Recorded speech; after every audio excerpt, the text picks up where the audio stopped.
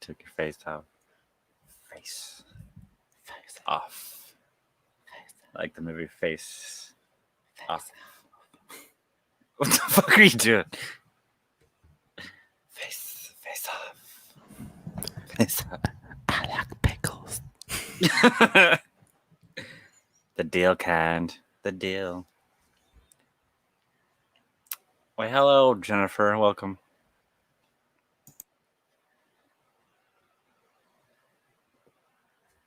We're doing the whole 5-minute, let people come in. Farmer's finish himself off before he starts. So, you know,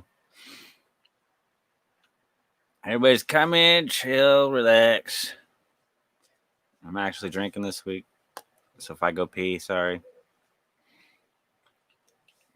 It is what it is.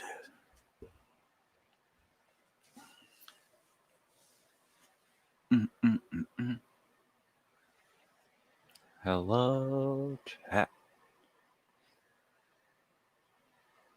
That ain't gonna take long. Nope. You know it too well. If you've heard even just fucking 5 episodes of The Outsiders, you know that good old Faye all day here pees a lot. Farmer's working off how unprofessional. Yeah. Well, I try not to call it an unprofessionalism because, like I was just discussing, I pee a lot when I drink, and I am drinking this week. So there you go. But like our favorite phrase in Outsiders is "I'll fix it in post" for when I post the audio later this week, by Monday.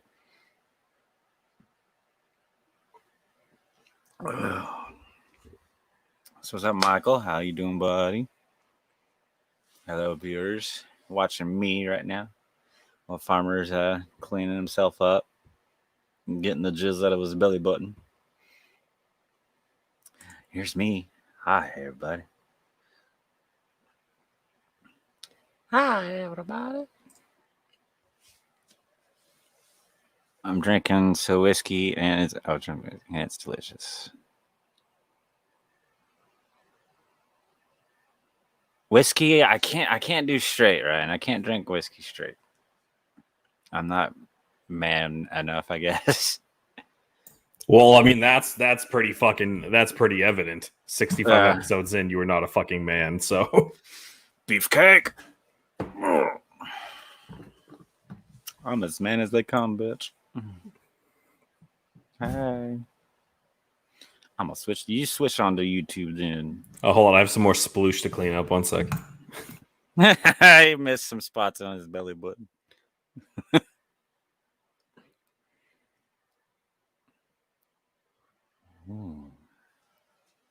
Got a nifty little thing over here attached to my laptop where I can set up my phone so I can read chats through there while I, do little production crap because I miss comments and stuff. So, Maybe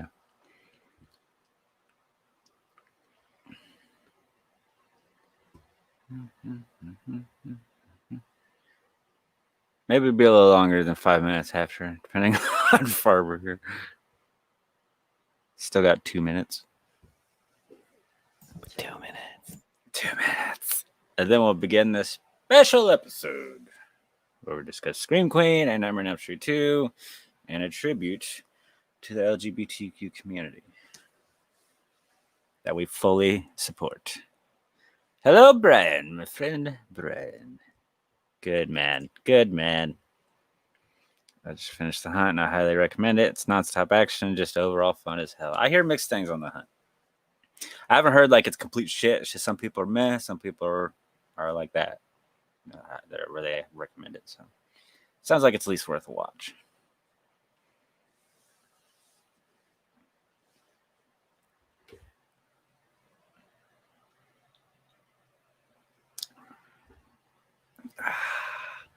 Oh man, I'm already almost finished my first beer and I just opened it right before we went live. It's going down smooth. You've been warned.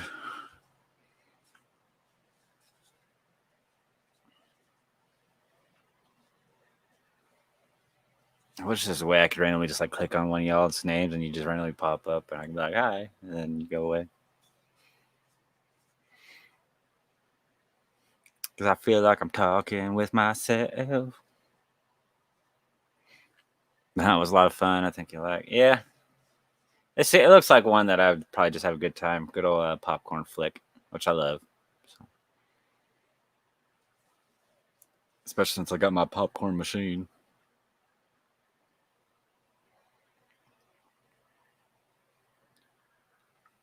There's a Colonel in the house. What's up, buddy?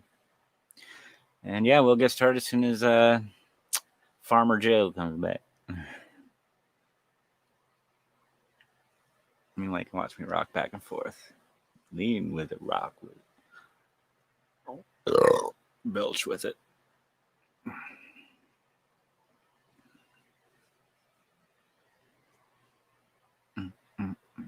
As it was Friday, June 12th, 2020. The year is half over already. And it could honestly move quicker because 2020 has been a fucking shitstorm, to say the least. For everybody. I don't think too many people at the end of the year when we're doing like a year in review, people are like, yeah, I had a great year. Really not. You may have some highlights here and there, but overall, shitstorm.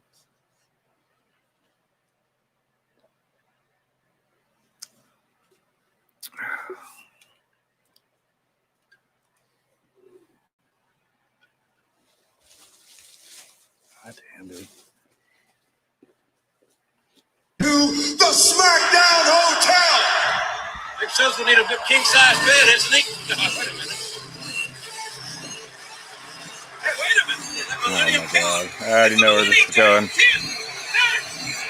9, countdown, 6, to the millennium, 4, we're counting down, 3, 2, we're counting down. What?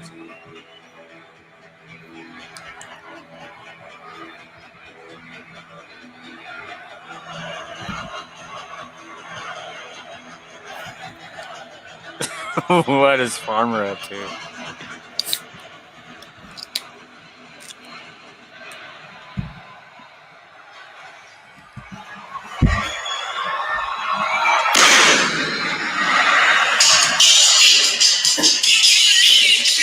Please tell me he's wearing this shirt.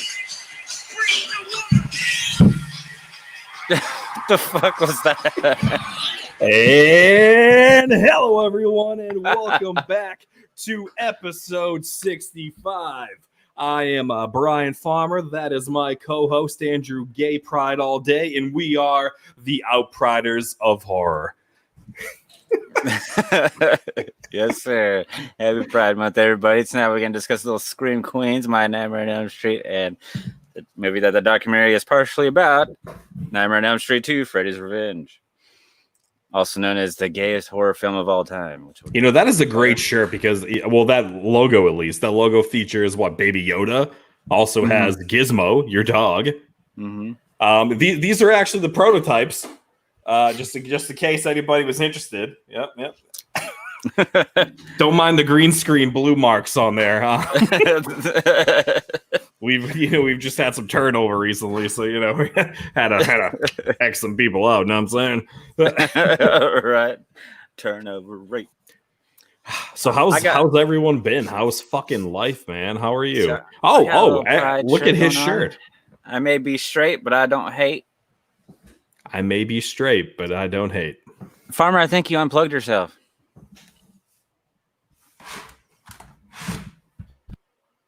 you went down and then your audio went. Am I back now? Am I good? Nope. No. Awesome. Say this is the perks of Watch Us Live. You get to see the shit show they were pre-editing. Oh, am I good? Nope. No. There you are. Yeah.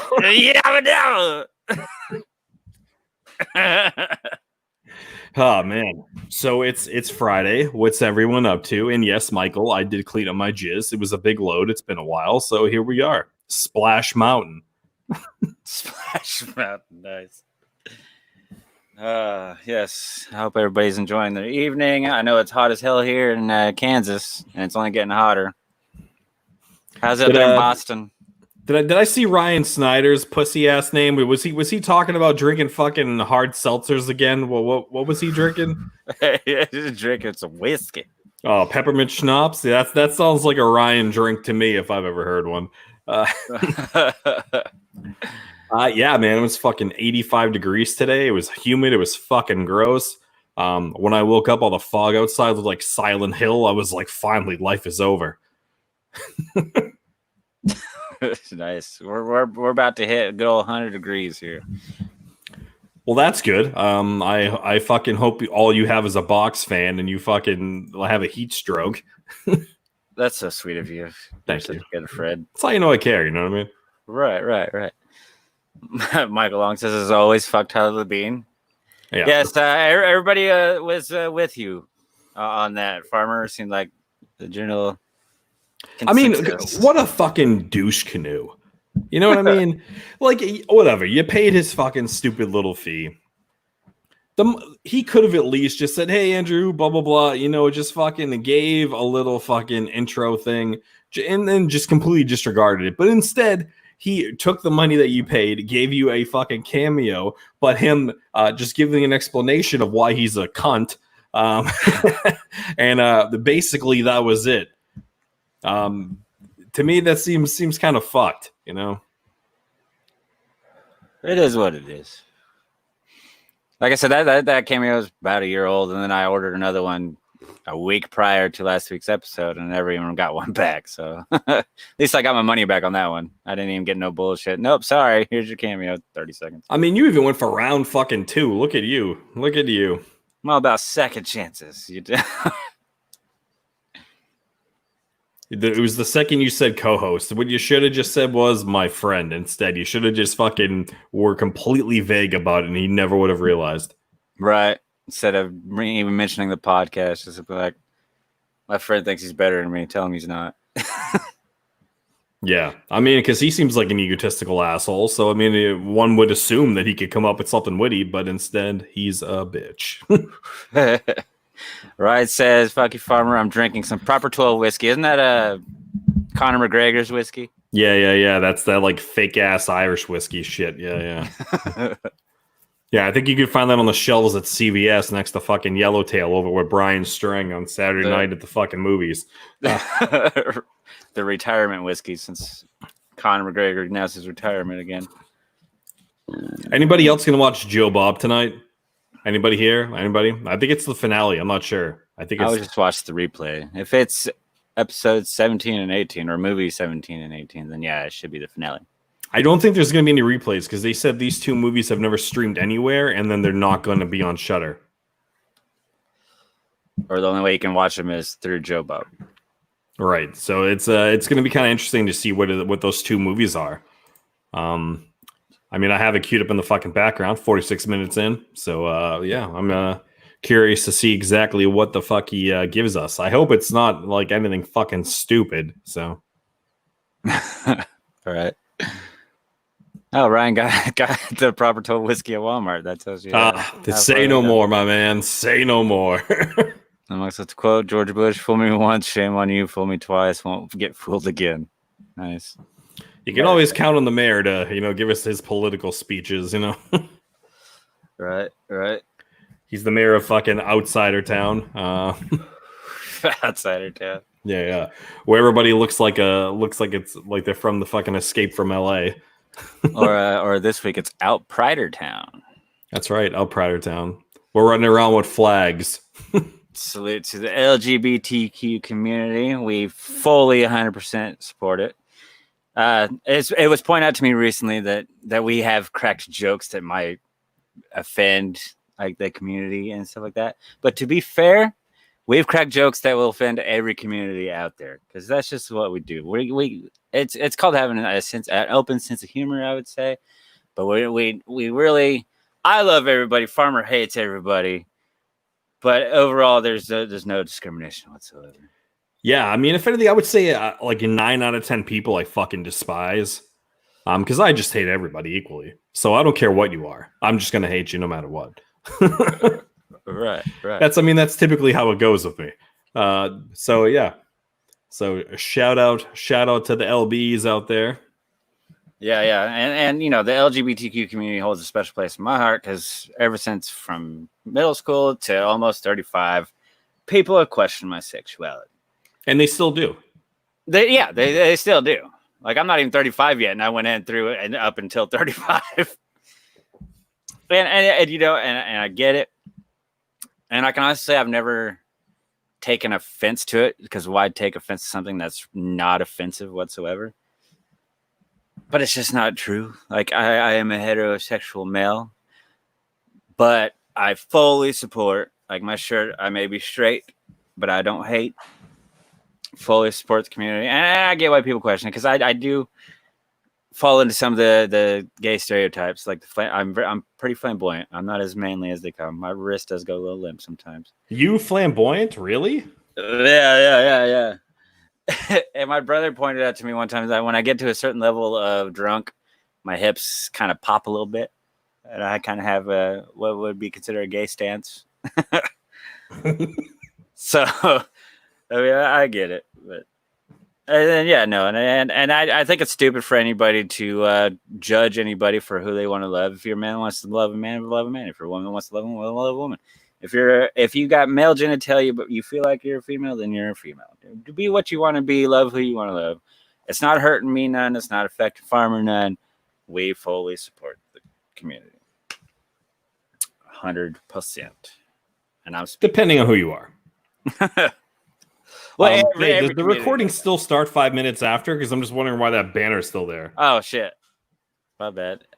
I asked for some fucking production value, and what do I get? A whole bunch of fucking bullshit. That's what I get here. Shut up, bitch. Over here, fucking taking a shit on my episode. Yeah. Yeah. This was farmers doing this episode. It wasn't even me. The big supporter, like I just talked about, with my history of being assumed or accused or whatever. This was all farmer. He went with the Pride Month theme for this week.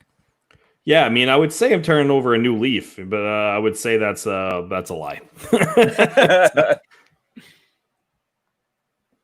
Oh man. Yes, people do need to stop being so sensitive.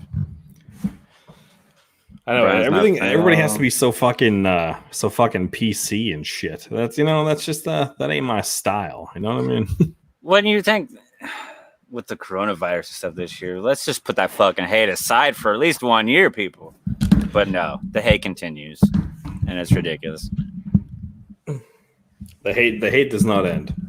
No. Just be like Farmer, and if you want to hate, be like Farmer and just hate everything and everybody, straight, gay, doesn't matter what color, what race, what sexual preference. Hate what you want to hate, love what you want to love, but don't categorize it. Stop making everything about politics. God damn it! Not everything has to be political. It's all about acceptance. I mean, I'm gonna fucking hate you no matter what. But I mean, hey, I don't care what you are, Faye. I mean, you know what? Chances are, in 10 years, you're gonna find out that you're actually a raging homosexual, and you know what? I'm still gonna love you. I think I would have figured out by now. I don't think so. You don't think so? You think there's some really late bloomers, and yeah. You know what I think? I think you've gone through your whole process where it's like you've discovered women, you've seen the female anatomy, but there's a reason why you have a dildo in your room. Because it's autographed, bitch. It's autographed. But yes, I do have a dick. But I would probably be I'll probably be 7 years old in the senior home, and maybe like one of those male nurses will touch my shit, and I'll get excited, and that's when I realize, okay, I've been gay this whole time. And somebody's mowing their yard next to me. God damn it! Do you remember what what our quote was over at well, I think it was my quote actually over at TFW. Oh, gay is the way. No. Instead of Faye is the way. Yeah, and that's been another thing growing up too. My last name is Faye, so people always write with gay. That's a real original. Yuck. Yuck. Yeah, sweet baby Jesus. Oh, Faye. All right. Well, let's get into our normal shtick, shall we? Sure. With some good old recent watches. Recent watches. Recent watches. How about you go? No, you go first. Ladies first. All right, motherfucker. All right. Boom, boom, boom. Let's see. Recent watches. Okay. So, well, dude, mows the yard. I watched the entire Critters franchise. It's on HBO Max. I got HBO Max, and I'm really digging HBO Max. They got a wide variety of cool like movies and TV shows and shit. I'm kind of impressed for its initial launch. Although I learned that they recently took down Gone with the Wind because of all of the racial stuff that's going on right now, and there's some not so PC stuff that was maybe okay back then, but not so okay now. So that HBO Max actually took down Gone with the Wind. But yeah, I watched the Critters franchise, and then I watched the original Blob. That's a solid flick. I do like the OG. I like the remake more. That's one of those remake trumps the original, in my opinion. But you know, What's the year on the original? It's 50s? 58, I think. 58 was yeah. the year that they had on there. Yeah. Then for the first time, I watched Cowboys and Aliens with Harrison Ford, Daniel Craig, Olivia Wilde. You think with a cast like that, the movie would, and it's about cowboys versus aliens, you think it would have been amazing. And it was meh at best to me. I can see why people don't talk about it at all. It was a big miss for Jon Favreau, who directed it. I mean, there you go, another name right there. You know what? He thought he was so money and he didn't even know it. Right. So I watched that. I watched the best Macaulay Culkin film, which is The Good Son. That is on HBO Max. The Good Son. I really want us to talk about that on the show one of these days. But yeah, I absolutely love the movie. Yeah, he's such a creepy little prick. And then the ending, it's got a little baby Elijah Wood in it too. And then the ending, I absolutely love the end of the movie because it does this whole shit. The mom has to decide that she drop her evil little shithead son or her nephew. And being a father, I can see how it'd be difficult. Even like no matter if my son went off the deep end and started murdering people, and I was in that situation, it'd still be hard to pick. Because in my head, I'm like, well, you know, maybe there's still some good in him, and if I save him, I'll save my son. But then I also don't want to drop my good nephew either. So yeah, that'd be a difficult decision. And then I watched one of my favorite comic book movies that's on HBO Max. I watched Dick Tracy. Did you ever watch Dick Tracy, Farmer? I did watch Dick Tracy. Warren Beatty. It's one of my favorite roles that Al Pacino ever did. He is so good in that movie. And I love all the bright colors, stuff like that. It's literally a comic strip come to life, where it's like the bright, solid colors. It's not a lot of detail. I really enjoy it. Danny Elfman did the score for it. So that's a movie that needs to be more recognized, I think. And then I randomly went to Amazon Prime and I watched a movie called Luther the Geek. It's a trauma film, and it's about this kid who watches this sideshow circus guy who what he does is he bites the heads off of chickens, and the little boy takes some of that chicken blood, and then we cut to his police records and why he's been locked up for so many years, from a kid up to an adult, mostly animal cruelty shit, of course. And then we go to his parole hearing, where this lady's like, he's served his time, it's ready for him to release him out into the world, and the other people are like, oh, I don't know. And then she's like, it's time, and then they vote to release him. And then there's not even the whole transition of him thinking he's good and then going straight to bad. He goes straight into just like a fucking killing spree. He's got like these metal teeth. He goes to a supermarket. He starts eating eggs. He tries to give this old lady an egg. She drops it. He fucking bites her neck, tears it to shreds. And while he's going around killing people, he's like clucking like a chicken and shit. It was a very weird fucking movie. I mean, of course, because it's trauma, but it was kind of entertaining. So, yeah. I mean, you had me at clucking like a chicken. So yeah, he really. It's so ridiculous that I think it should be watched. And then me and my good old documentary kick, like every week, it seems like I watch Making Apes. It's a documentary about the practical effects artists who did the Planet of the Apes movies and how it pretty much revolutionized makeup and shit like that. And I'm a huge Planet of the Apes fan. I love the entire series, even the Tim Burton one. I like it. I like all of the movies. So I was interested in that, and I watched that, and that was my recent watches. Boom, boom, boom. Bum, bum, bum. And that concludes Faye's recent watches. Yeah. Well, I didn't watch too much, because I went back to be a fucking slave to the man. But aside from the two movies above our fucking giant heads right now, I watched Return of the Living Dead Part 2. Nice. Watched that. Not the best one. What'd you say? Not the best one? No, I would go 1 and then 3 and then 2. Why didn't you like 2? I don't know. I just said the flow didn't feel right to me. It was That's almost fair.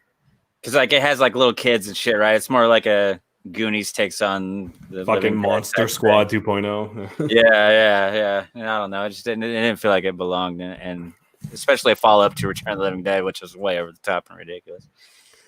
I watched. What did I rewatch? I rewatched fucking Misery. That's a good one. Yeah, that's a good one. Kathy Bates was great. I mean, I just got my fucking sticky fingers on a Kathy Bates auto, so nice. gonna hang that sumbitch up in the old rape lair. I mean the lair. What else? I rewatched Halloween again because I realized I want to get some more people on my fucking poster. Because I mean, aside from fucking Jamie Lee and what's his fucking face, Donald Pleasance, I've got almost everybody. So there's a couple. I need Bob still. So I was like, I'm gonna rewatch fucking Halloween. I still love that movie. It's still good. You have like Sandy Johnson. I do have Sandy Johnson. Yeah, I got Sandy Johnson. I got fucking whoever, Nancy Loomis. I got her. I got fucking Brackett. I got Dean Cundy, the fucking DP. I got John Carpenter on there. I got Brian Andrews. Yeah, I got the girl who played Annie. I got her on there too. Dean Cundy's the man. Yeah, Dean is he is the goat. He's legit. I loved meeting him at Texas Frightmare 2 years ago. Yeah. Yeah. He was cool. I had him sign my fucking Thing Blu-ray cover. And you know what? I fucking hate getting DVD covers signed. Like, looking at it now, looking at like all the shit I collect, I'm like, I think that's a big fucking waste of money. Yeah, I learned that my first experience at a con because I got a couple of Blu-ray slips signed, and then they just go on my shelf, and I don't have any display worthy or anything like that with it. I mean, I don't think I've ever seen anyone like display Blu-ray covers like fucking posted on their wall. Right. I do have my Tom Holland Child's Play Blu-ray like on my shelf with my other like Child's Play collectibles sitting right next to my Ultimate Chucky figure that was autographed by the majority of everybody. Yeah. I mean, because like, well, I got like the movie size posters. I got fucking scripts. I got masks. I got fucking a couple like figures and stuff like that. But I don't know, like the DVD covers, they just get fucking packed away and tossed on a fucking shelf, and it's like you never see them again. Right on. Yeah, so it's a waste of money. Don't do it. Don't be an asshole. I'm sure somebody in this fucking chat definitely does that and gets the DVD cover signed. Something tells me it's Ryan Snyder. And the mayor. But actually, Michael Long, I know for a fucking fact you get DVD cover signed. Apparently he thought Return of the Living Dead 2 sucked, but was still better than 3 and 4. And there are like 5 of those. I think I've watched them all. Yeah, which one is the one with fucking Melinda Clark? Is that 3? 3 That's was okay. 3. Yeah, I really like 3. I thought that was fun, especially the Yeah. makeup. I thought the makeup was fucking legit. I would not say 2 was better than fucking 3. I don't think I agree with that. Yeah. What's up, Raymond? How you doing? But yeah. Is that all your recent watches then? And then lastly, there was one other one. I watched New Nightmare. Ah, Yeah. very, very underappreciated film. It's and you know what? It's because Nancy comes back and it's all like it was just all bullshit. So I mean, I could see why it rubs people the wrong way. I see it as kind of a precursor to Scream, though, with the whole integrating reality into Right. it, like that. I could see that it's like a soft lead Yeah. lead in for that. Yeah, but A I little don't too know. ahead of its time. Yeah, and you know that goes into something later when we talk about Nightmare on Elm Street 2. About I rearranged my order of how I view these movies. Did you know? All right. Fair enough. Fair enough. And that concludes my recent watches. Nice. All right. Well, do we want to discuss one of the films? Do I do my overrated pick? Hello, Jordan. We How can you discuss doing, one of the films. We can do let's do fucking Nightmare on Elm Street 2 first, and then we'll hit the dock at the end. buddy? Okay. So let's talk a little Elm Street 2.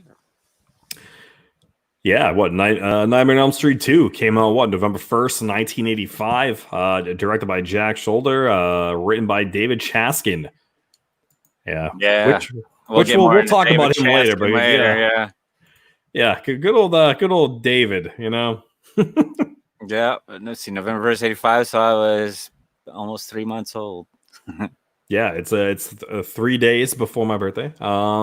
Let's see, starring Mark Patton, Kim Myers, Robert Russler, Clue Gallagher, Hope Lang, Robert Englund. Christopher Young did the music. Did you know that? Because I just realized that right now. Who did the music? Christopher Young. He did Hellraiser and like everything else that was ever good. Oh, Yeah. okay. Well, the music didn't really stand out in this film, though, I don't think. So I'd have to really I don't know, I'd have to really pay attention to the score next time I watch it then. You don't think the music stood out?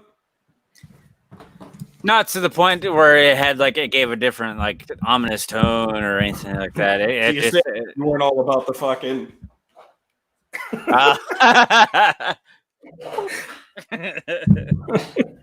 Well, that was a different song though, from an artist.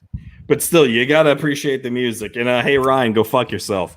Every time we'll take a shot. Let's get Ryan fucked up, shall we? Yeah, Ryan, I know you gotta go fucking work tomorrow and hide some bodies over in the warehouse. Let's see.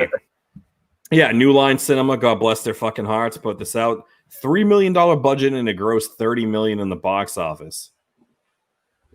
Oh yeah, because the hype train was real for Freddy just a year later. Yeah, how much did did part 1 make? Was it 60, 90, something like that? Well, it was one of those weird things where it was a trickle release. It wasn't like a nationwide all at the same time type of situation because it was an indie film, you know. Right, but it seems like that for as far as press went for the actual film, it seems like they did more for Nightmare on Elm Street 2 than they did the first one. Well, because I don't think they realized what kind of success that they were going to have with the first one, and they got the success. So then they're like, okay, well, let's amp up this love for this Freddy Krueger guy, and really promote the sequel, Freddy's Revenge. Typical typical sequel name, you know. Oh, you don't say. Yeah. I love that. Did you say Clue Gallagher? I love him. I did say Clue Gallagher. Yeah, I would like to meet him. Does he even do conventions anymore? He might be a little too old. He's an old man. When I see Clue Gallagher, I think of the Feast franchise. Did you ever watch the Feast movies? Didn't Fangoria put those out? Yeah, somebody, and it was part of the HBO's Project Greenlight, where Wes Craven produced the first one. Gotcha. It was the show that Ben Affleck and Matt Damon did, where I don't know, somebody wrote a movie, or I don't remember exactly how that show went, but yeah, it was a reality show that turned into a movie, and then it spawned a trilogy, a very over the top, crazy, ridiculous trilogy that I quite enjoy. Oh, Brian Carmona said his son directed. Okay. Very nice. Did Baby Craven direct Feast? Did he direct fucking Feast? I know he was like producing shit. I know he actually fucking did that. Oh, it's cool if he did though, because it turned out to be a great fucking movie. And if he did, then he needs to be doing more. Damn it. Okay, so Nightmare on Elm Street had a budget of 1.8 million and grossed 57 million in the box office. So it made about 27 million more, and it had a lesser budget than the first one. Very nice. Very nice. The more you know, the more you know. Yeah, G.I. Joe, baby. G.I. Joe. So what did you think about it? Like how like I know you're a huge fucking Nightmare on Elm Street fan. So like where did this go for you? At first I hated it at first. When I really fell in love with the entire franchise, it was at the bottom of the list. This is predating the remake. Right. But yeah, I mean, I found it to be my least favorite for the longest time. I really didn't give it a second chance to like that. I was automatic like, nope. I think what killed it for me, it was the blades coming out of the fingers instead of him having a glove through the majority of the movie. Like at first he has a glove, but then when he's like coming out of Jesse and stuff like that, then the blades are out of his fingers instead of an actual glove, and that really bugged me.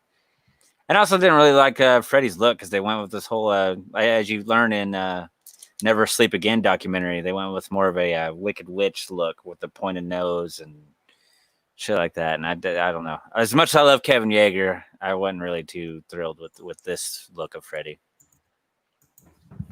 So it took me a while to go back to it and watch it. And it's slowly grown on me over the years.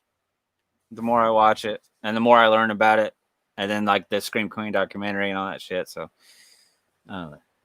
it's not the worst. I do enjoy it. I would definitely say it's not the worst. I don't think it's the worst. Yeah, like even not remake included. Yeah, no. The remake is on a whole different fucking planet compared to part 2. I think part 2 is underrated, if anything. Oh, that's right. It was Clu Gallagher's son that did the Feast films. That's right. I knew that. Yeah, there you go. I knew it wasn't fucking Baby Craven. Okay, yeah. You fucking assholes spewing wrong fucking facts over here. Would you go to fucking Fangoria.com? My bad. I just misread the comment. Damn it. Anyways. So, Elm Street 2. Did you ever figure out why there's a random exploding bird in this fucking movie? No, I did not, but I'm sure you figured it out. No. If not like that asshole Ryan Snyder, I'm sure he has that fucking information on deck. No, I mean, because like they tried to explain it in Never Sleep Again, but nobody really knows why they added this exploding bird scene and why the house is getting super hot. The house getting super hot would make a little more sense, but the whole bird flying around and then all of a sudden exploding like it did. Don't understand that scene. Fun, but don't understand it. The bird was on crack. Okay, there you go. The bird was on crack. Yeah. Those damn crack-headed ass birds. Yeah. Right. I don't know. When was the first time you like watched this? Because I know you were late in the horror game. Yeah, no, I mean, I definitely was. I think like the first time I probably discovered Nightmare on Elm Street 2 was, I want to say, probably like 8 years ago. Yeah, what was your initial reaction? Yeah, you know what it was, man? Like, I never really got into fucking like Freddy in the beginning. Like, that wasn't like my like horror guy. You know what I mean? Like, that wasn't like my icon. Like, I was in love with fucking like Hellraiser and stuff like that. And then I kind of like branched off with like Victor Crowley, and then from there, then I like Ghostface was like my shit. Right, so that's kind of like where I stood for a while. So like, I never really watched like all the Nightmare on Elm Streets, and then I ended up buying them all on VHS, DVD, fucking all that bullshit because I got suckered in by the media. Yeah, you know, I'm a fucking hoarder for this shit. So yeah, man, and you know, like after rewatching it again, like it really like it changed my kind of like perception on it, because I watched all of them like over like the last 2 weeks, but just kind of like, and I kind of like re-ranked them like all in my head. But yeah, I mean, like the part 2, I think it's vastly underrated.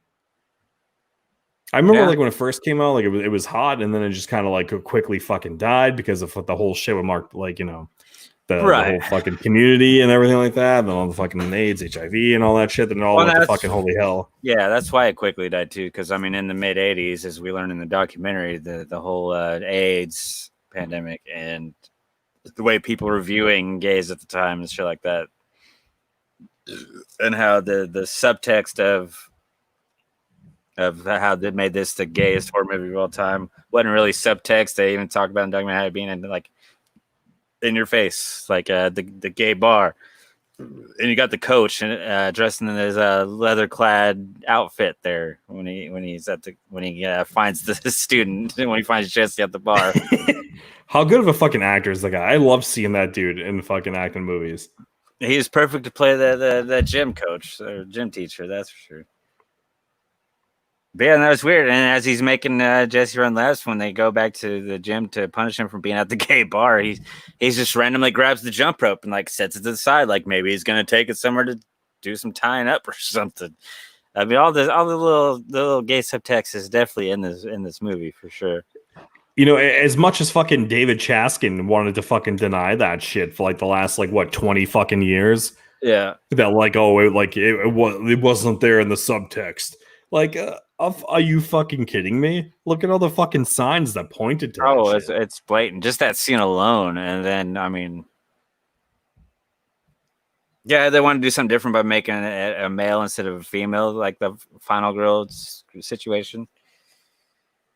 But then you cast a gay actor, which I don't think he wasn't out yet. He was not out yet. No, but I mean, people had an issue. He was a with fucking good-looking kid that was just killing it doing national commercials. And he had the very high-pitched scream, so that's where that whole gay thing came with him, is because he had that high-pitched, girly scream, which is fine. I mean, really, Mark Patton's performance was just fine in this movie. I did not have an issue with his performance at all. I thought he did great. And it was a nice change of pace to have a dude instead of a chick as the final girl guy, whatever you want to call it, you know. But the gay subtext was definitely there throughout the whole movie. Even Freddy gets a little gay with the whole caressing of Jesse's face. The fucking blade in the mouth. Yeah. Like, come on. I mean, even like the whole like a concept of like the innocent person being invaded, you know, kind of like it's kind of like a person who's struggling with their identity and like swapping back to like the facade they play like to people, and then who they are behind closed doors. You know what I mean? So like for him, like it was definitely like a gender, like it was definitely a fucking like identity crisis for his sexuality for sure. So I mean, to try to say that it wasn't based off being like gay, it's fucking, that's stupid, because it was. Yep, and David Chaskin's trying to put the blame on Mark Patton. Yeah, the fuck out of here with that. I mean, dude, you had him in a fucking shower. You you fucking beat him in the ass with a towel. I mean, yeah. Are you fucking kidding me? And like 9 times out of 10 in a movie, it's usually like a dude who's like secretly gay doing that to another dude in like a shower. So right, yeah, you strip that leather clothes off of him and start whipping him with a towel. I mean, come on.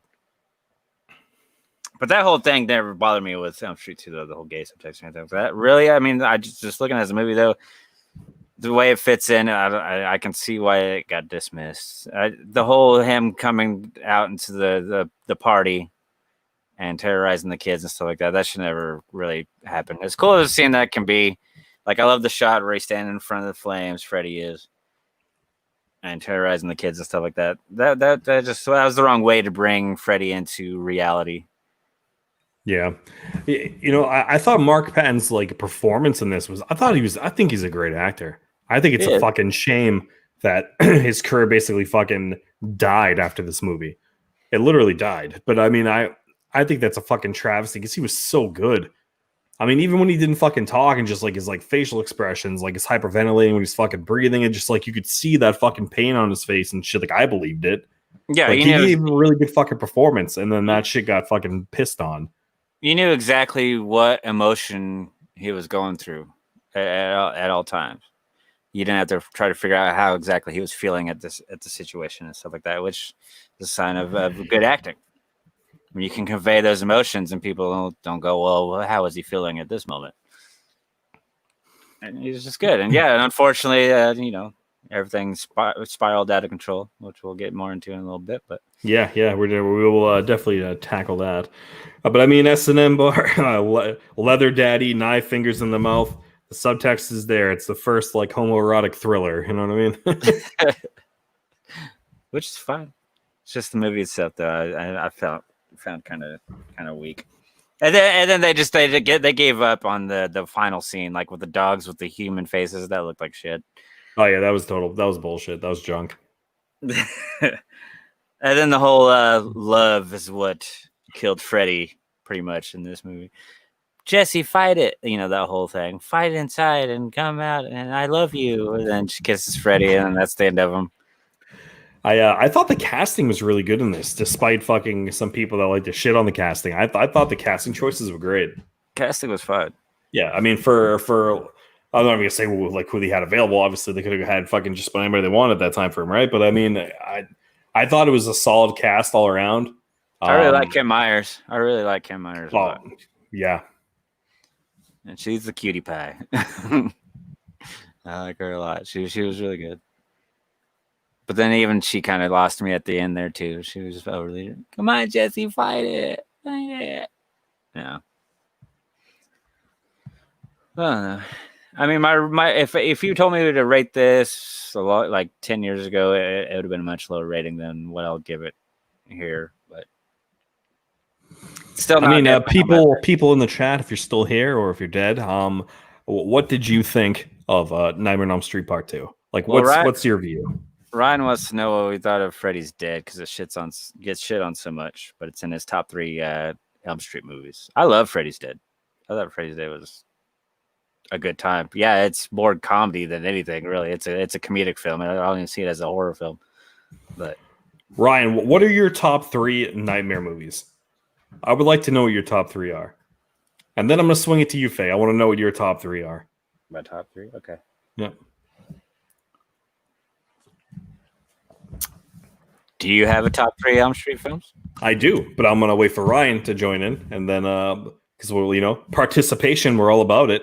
Yeah, well, Ryan types out his answer. Mine would go part 3.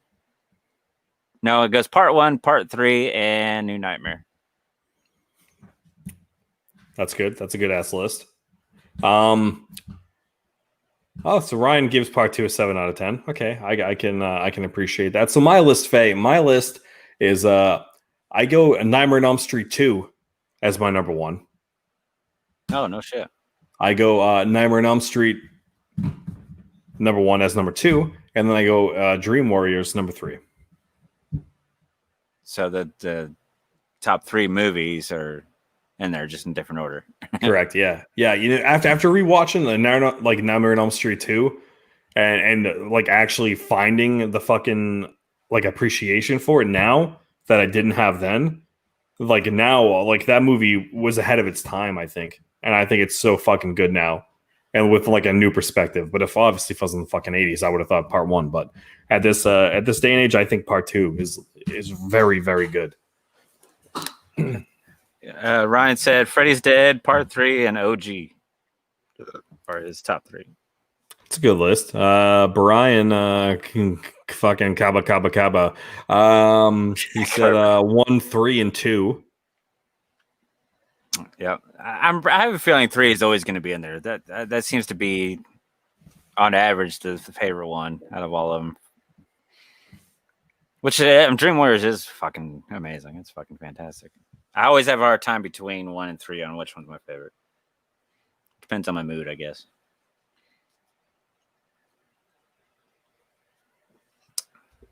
But I will give my rating. And then while you give your rating is when I'm going to go pee-pee.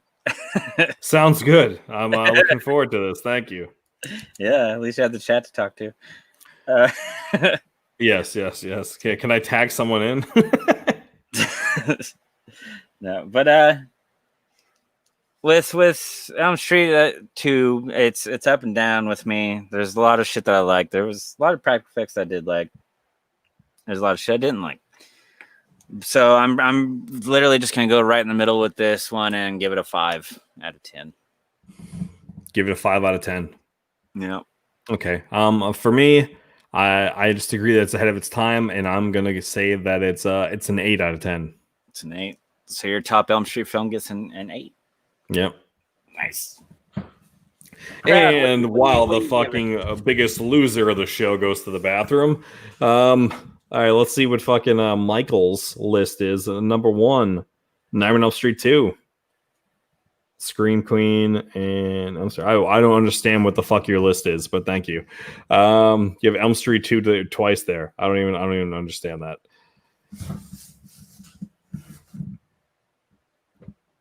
Mistress Candy, you didn't like part 2 at all. You didn't like part 2 at all? Why? Why did you not like part 2?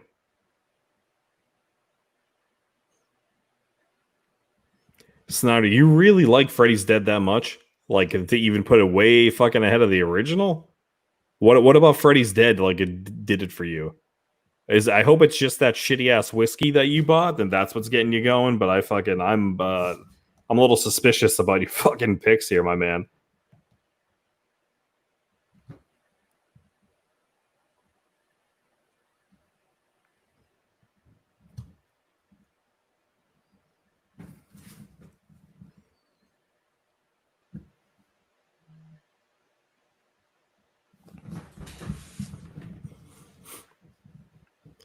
Just so everybody knows, Faye actually is pissing in an actual bathroom these days. No longer does he have the piss jug.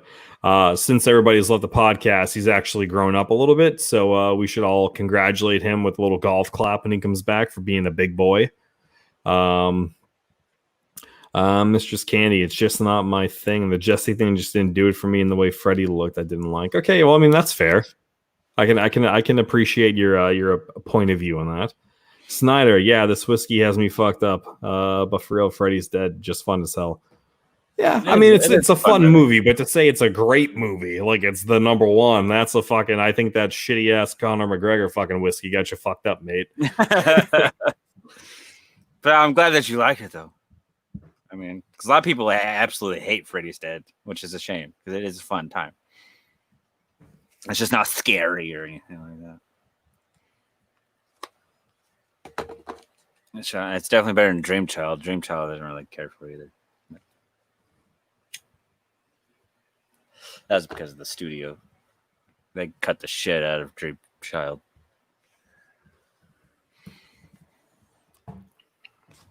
And I did it for me. Freddy looked. I didn't like. Okay, so yeah, Mr. Skinny wasn't a fan. Well, So, Farmer, look who says hello in the chat. Hello, Christy. Hold on, I can't see you. I'm trying to look for you, and I can't seem to see you. Oh, Christy, good to see you. Oh, Christy Adams. Whoa. Look at that little fucking outsider OG right there. Yeah. Look at that. How are you? How are you, Four Eyes? How are you doing? Oh, OG, original outsider gangster. I love you. We love you too, sweetheart. I love you too, all of you. Yeah. We hope your the grand opening went well, and the store is I'm sure it's crushing it even during these crazy times. I'm hoping you're having a good time with your Vegas store. Yeah, no, I hope you're crushing it and it's all going well. I'm still not going to repost any of your shit. So anyway, moving on to Faye's overrated pick of the week. Overrated pick of the week. All right. This has been an overrated pick before, but it was a long time ago, and it goes with theme and I figured I'd bring it up again. Do what? Do what? Do what? Christy is here. But my overrated pick of the week is where'd it go? Rocky Horror Picture Show. Wow. Okay. Overrated. Like, I enjoy like the first 20, 30 minutes of it. The songs are catchy and everything, but then it just takes a weird turn. Gets just kind of weird and boring to me. And while it's a good film, I don't think because it obviously it is still heavily praised to this day. To where every year, you know, there's theaters that will do the whole stage reenactments while people dress up and participate and all that stuff. That's great. That's a good time and stuff like that. But I just it goes in that category of I think it's overly worshipped.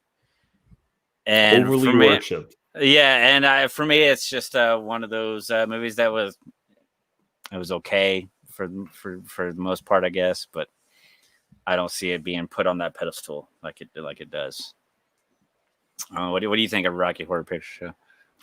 I mean, it doesn't fucking make me want to blow a load to it, you know what I mean? But I mean, you got fucking Meatloaf, the motherfucker who fell off the stage at TFW and fucking nearly fucked this whole year up. He is Corona, by the way. Meatloaf caused the Corona. Yeah, he definitely did. I mean, what? Susan Sarandon was in it. Fucking Tim Curry. I mean, it's a good movie. I mean, don't get me wrong. It's a classic, but I mean, it's not on my fucking like top 20 list. So I mean, but I can see why it's over. But I think it's in good fun that like people still fucking that they do like those like the live reenactment like during like the actual films and stuff like that. Like I think it's cool. It's good for the genre. That's great, but I mean, again, I also just don't even find it that good of a movie.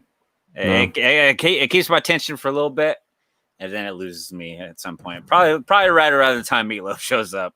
What was on his knuckles? Love Hurts? Is that what was on his knuckles? I don't remember. I'm not one of those that watches it every year, so I don't remember. But all right, you know, this makes 3 in a row. I think, or I think it's 3 in a row. I agree with this for some odd reason. No, last week was Cronenberg. You didn't agree with that. Oh yeah, definitely not. Go fuck yourself, you idiot. But like 3 out of 4, maybe, or 2 out of 3, something like that. Yeah, well, I mean, it's the 3 out of 62. Right. Hey, listen, I'm dropping loads like a goddamn dump truck. All right. Blow your load over everything. Yep. All right. So, and the finale of the episode. The fucking finale of the episode. Faye, you know, say it loud, say it proud. What is our final fucking flick of the night? It is Scream Queen, My Nightmare on Elm Street. A documentary, our first documentary that we're reviewing on the Outsiders Horror Podcast. It's pretty much about Mark Patton and what he went through being the gay actor and what was considered the gayest horror movie of all time, Nightmare on Elm Street 2. It's recently been put on Shudder. So if you have Shudder, check it out if you haven't yet. I thoroughly enjoyed this movie. It's an eye-opening documentary, I would say. It's one of those that catches your attention and makes you think differently about certain things. If anything, makes you feel differently about Nightmare on Elm Street 2. And how Elm Street 2 is a better film than as it was perceived early on. Like you said, it was kind of ahead of its time itself. Like Elm Street 2 would probably be loved now just because, I mean, there is a lot more love and acceptance to the LGBTQ community. Rightfully so. But yeah. And then, you know, little tidbits about the production of Elm Street 2, which is always fun. That's always why I love documentaries that talk about films and the behind the scenes and stuff like that. So that part excited me. I would say my beef with the documentary isn't so much like with the documentary itself, it's with a person.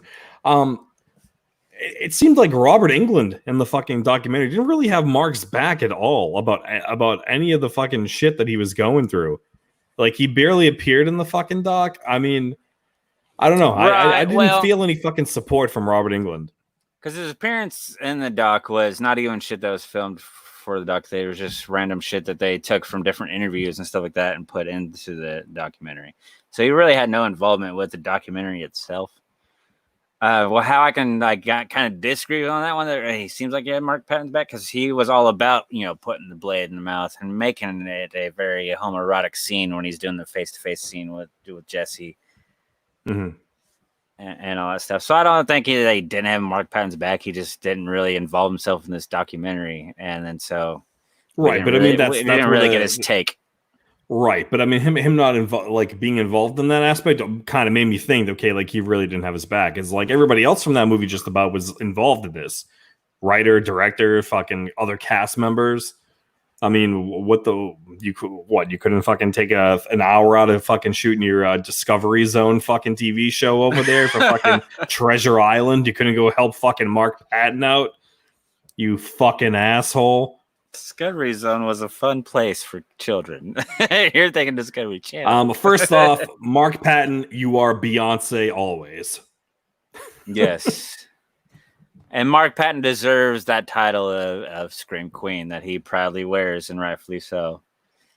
He's that first male Scream Queen, and he should rock that title, and he does, which is great.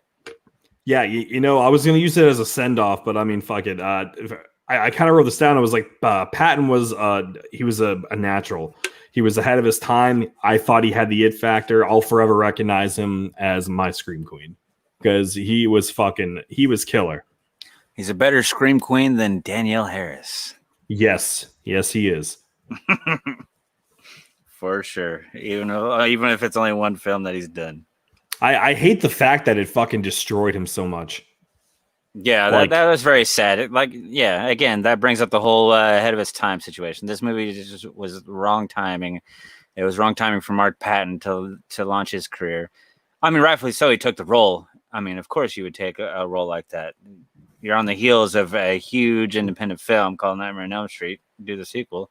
That's right. Good. That's a good launching pad for you into a career.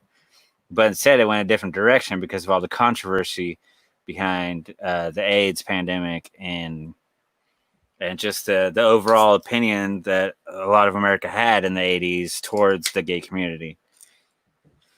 So, yeah, I think it was an injustice for him, man. Like I don't think he ever should have stopped.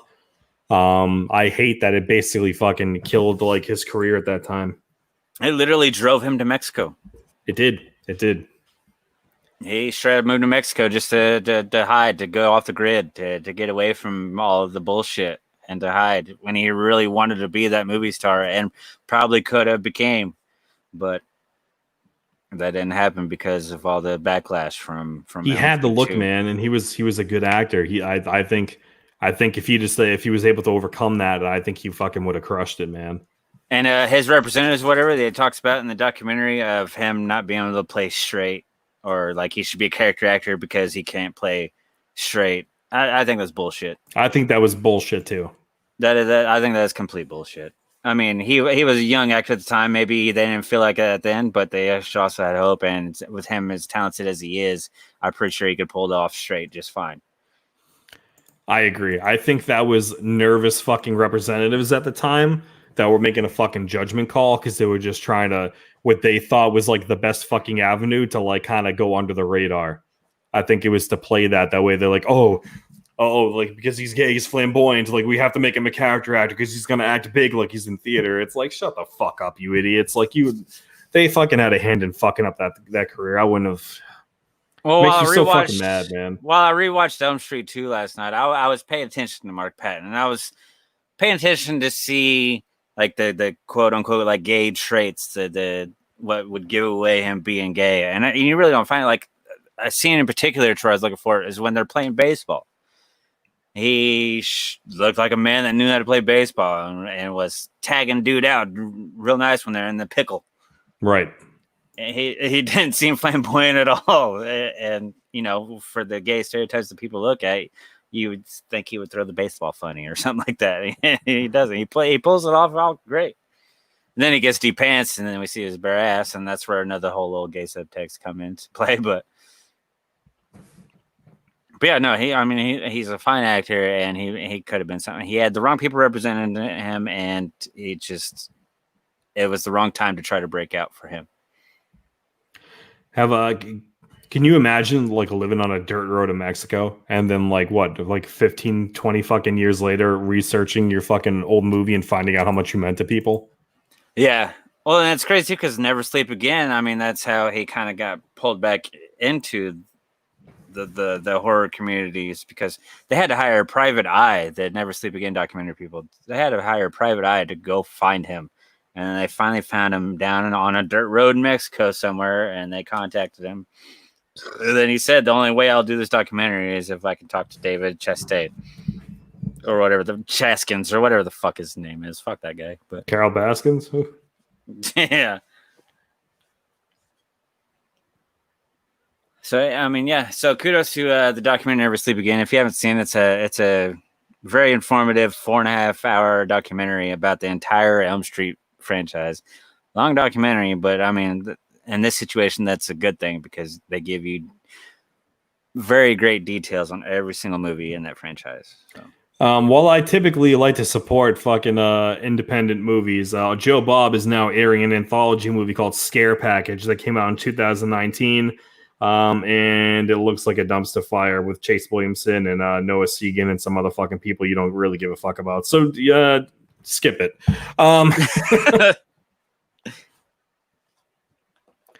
But no, man, I think Mark Patton, I think he was ahead of his time, man. I thought he had the it factor. I thought that it was just bad fucking timing. Like, I feel so bad for that guy, man. It fucked him up mentally and emotionally. What part of the documentary did you like the most? Was it like the interview with the writer? So they had a nice build to that. I almost felt like I was watching a movie because they built up to the whole face-to-face encounter. They built like a little like intro segment package for that, which was nice. But I feel like they cut stuff out that they didn't put inside that fucking interview like section that they had with them. I thought it was good that he got to fucking go at him. I like that. That writer, I want to fucking punch him in the face. Didn't he? I feel like he was closeted and couldn't admit it. I think that was handled right though, and I think Mark Patton handled that because he's been waiting years to go face to face with this fucker. And Mark Patton got what he wanted out of him. Basically, the apology for all the shit that he said and wrote about Elm Street and blaming Mark Patton on the gay subtext and all that shit. Yeah, I mean, I saw that Mark Patton's involved with a couple of like little indie movies right now.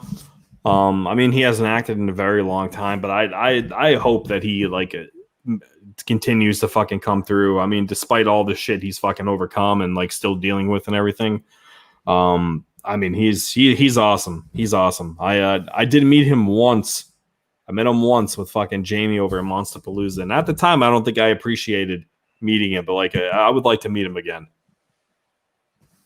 That would be cool. You heard it here, Lloyd. Fucking get Mark Patton.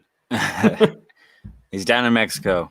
Yeah, but some of those scumbags that are still fucking pending, like a Guillermo fucking Del fucking asshole. Get rid of him and put Mark Patton in instead.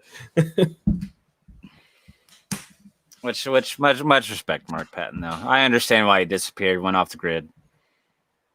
And I'm glad that he came back, though. And I like what he said about attending these conventions. Like, he said he's not... The people aren't really worried about what's going on in personal life and stuff like that. They want to meet that actor that they're nervous and excited to meet. And they know that this 30-second meet that he's about to have with these people is going to be a lifetime memory. And I love it when any guest for a convention realizes that. It could be just like a simple little 30-second meet. You'll never even remember that person again. But to the person that just met that, it's going to be a lifetime memory for them. And yep. I wish more guests would realize that. I think I wrote down a note of that. He said basically you're a whore. He said you're a whore for the fans. That's what he said. Yeah, because you're getting paid to go and talk to him. But then he realizes that you're getting paid. You're a whore for the fans. But so then give him a memorable experience. Right, because he's seen how impactful he is on people's lives and stuff, and like especially the LGBTQ community. He had a huge impact, and that's why that community is involved with horror thanks to him. And there's a horror fan base out there that's from that community, which is great. He donates a majority of his money that he gets from the conventions to like HIV clinics and like studies and stuff like that. Good, right on. Yeah, so he's definitely awesome. Fucking Mark Patton, you have my respect, which is rare because I hate everyone. But you're a good dude, man. You're a good dude, and I'm glad your fucking demons are kind of going away. And it was cool to see that doc. I know you're gonna peep this out because you kind of told us that in private. So thank you, man. Thanks. I love this documentary. I love learning about you, and I don't think you ever got your due. But I hope you get it soon. So, Mark Patton aside, what'd you think of the documentary? I thought it was good. I think I would have liked to have been a little more in depth on Nightmare on Elm Street 2, but I like the whole concept of like him, where he's been, why we haven't fucking heard his name in like 100 years, and like where he's been hiding out under like a rock in Mexico. So I mean, For me, I appreciated it. What about you? You straight up stole one of my answers right out of my mouth. I wish there would have been more insight on Elm Street 2 itself.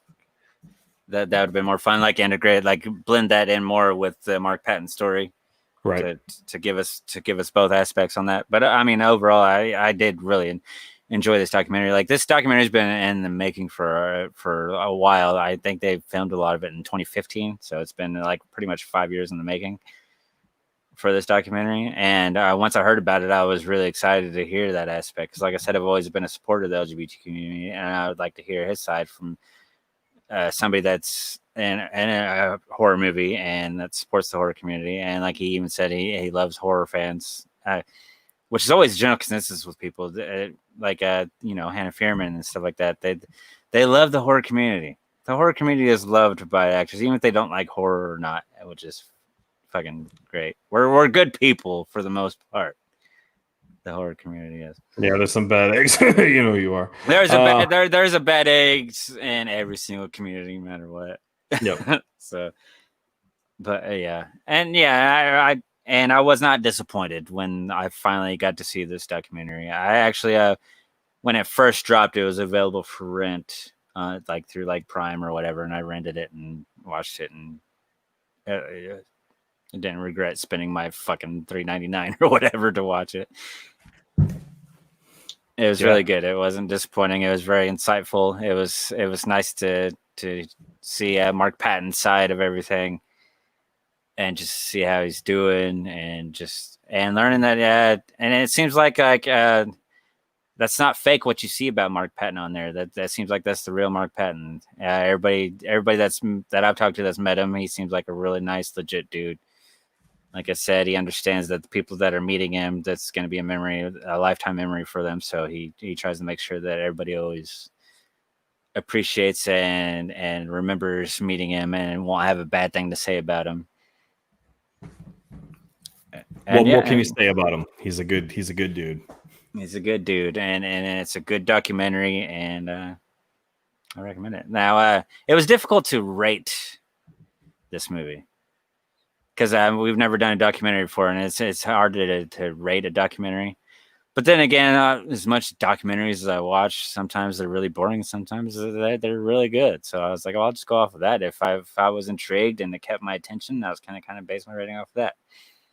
Like I said, I wish there was more Elm Street 2 stuff involved, but overall, I really enjoyed it, and I give it an 8 out of 10.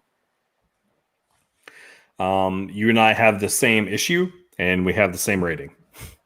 Right? Oh, look at that. We're agreeing too much here lately, Farmer. That shit needs to change. I don't know. This shit's been fucked since Jump Street. Who the fuck knows? 2020 is fucking weird, man. Yep. But you've been great. We've been diving down. Thanks for thanks for going on this fucking bodacious fucking gay journey with us. It's been awesome. And yes, salute to the LGBTQ community. We do support you, even if we do fucking crack jokes. Like we said, we crack jokes on everybody and everything. So don't take it personally. But, allies, yo. But we love you. We love the Babadook. the horror mascot for the gay community, apparently. Looks like Michael Long, kind of. a little bit, right? And yeah, we're getting some ratings in the chat. We got 7.5 from Michael, 7 from Cujo, 8 from Brian, 7.5 from Ryan, 7 from Mr. Candy. Yeah, so it seems like everybody enjoyed this documentary, and rightfully so. So yeah, it's outside approved. Fane Farmer says, check it out. That's right, because we are the outpriders of horror. Gay all day, gay all night. I have been Andrew Gay all day. And, I'm the other guy. So with that, you've been great. Go fuck yourself. Good night, everybody.